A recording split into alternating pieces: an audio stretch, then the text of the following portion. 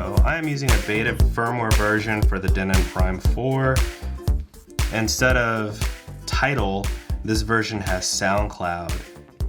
And basically when using the Engine OS, which is the firmware integrated into this Prime 4 controller, it all looks and feels the same. Everything looks the same in the user interface.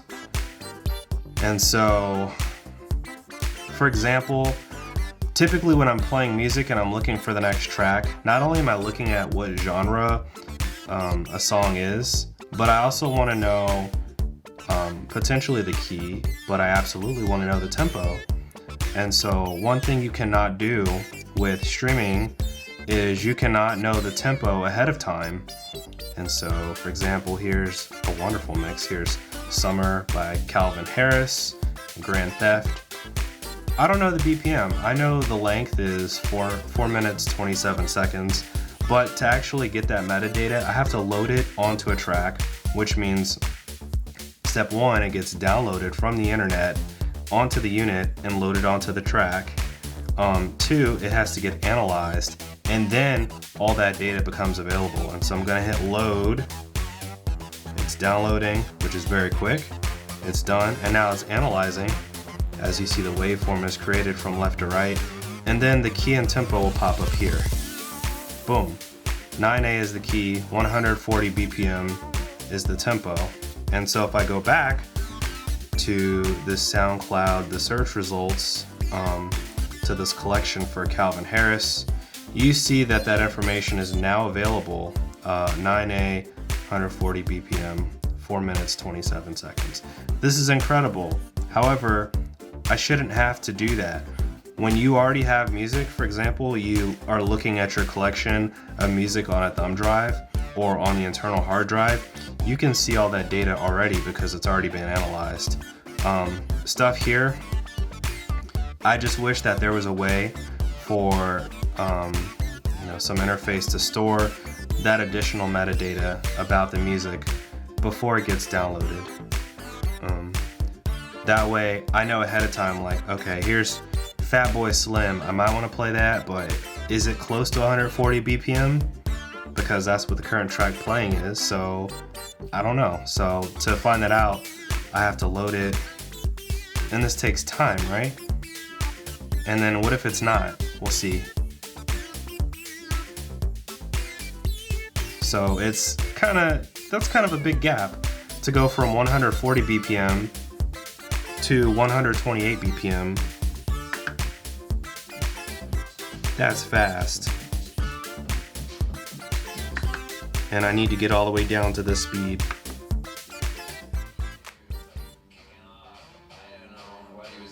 That's a huge gap, and so you can do some of the transition techniques that I've taught in other videos, such as using these various, some scratching or some echo, whatever kind of filter effects you need to add that buffer to make the transition seem less obvious to the listener.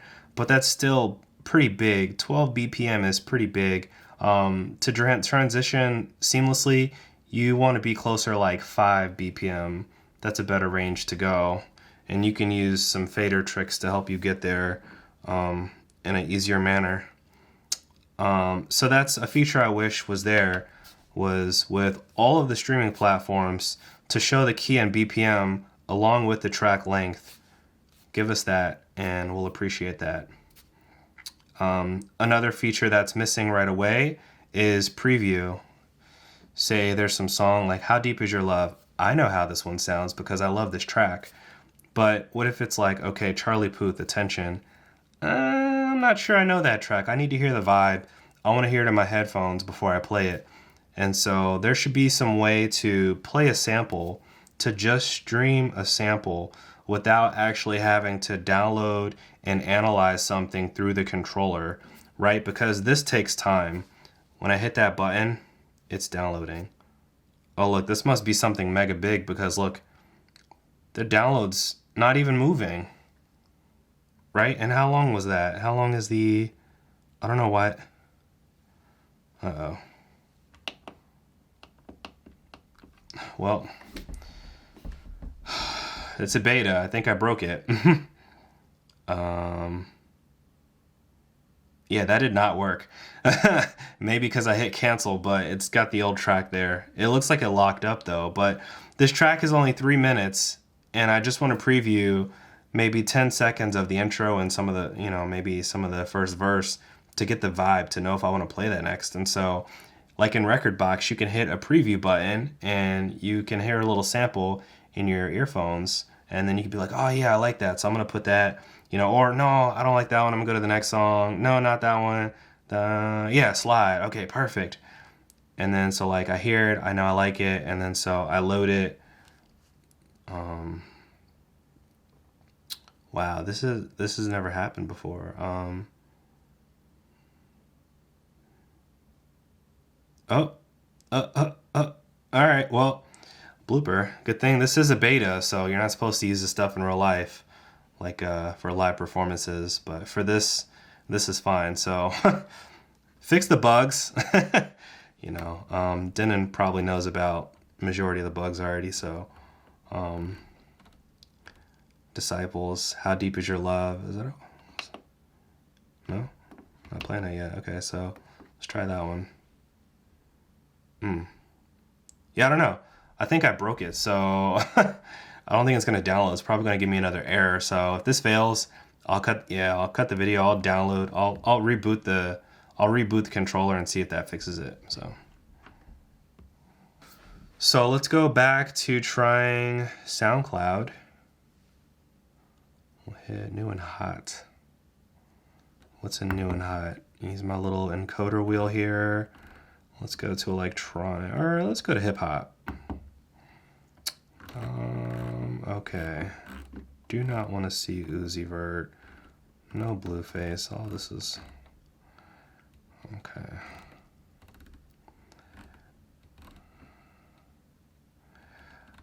Okay, I guess this is it. This is what's trending right now. Which brings me to another cool feature is, as a DJ, you need to always do your homework and your research on what is the latest and greatest music. What is everybody listening to? What are they playing at, the homecoming events? What do people want to hear at weddings, which typically you get a break because they might tell you what they want to hear. But what if you go to a club and they're like, hey, it's Latin night or reggae night? You need to know what's good to play in all of those genres. And for instance, if you don't, you can pull up your streaming service and be like, yo, what's new and hot based on genre, and it'll help you out there. You don't have to research. That's what I actually do sometimes, is if I'm playing like country or maybe house or whatever, I might go look at the top 100 songs on a Billboard or whatever on the internet and download the top 50 or maybe all of them, and now I know, good research, I have a strong lineup of music to play for that genre. But this controller kind of does some of that for you because it tells you, so that's kind of nice. I mean, I definitely recognize some of these names. Another cool feature of this controller, being to it's so powerful, is that it allows you to load up multiple streams simultaneously. And so say I select one song, load it up onto one deck, another, they'll download and analyze simultaneously. And so I'll look for something kind of long. So that's going, and that's going. So two things at the same time. It can multitask, and that's a really good feature. I would like to be able to collapse some stuff, like move this column I don't care about anymore.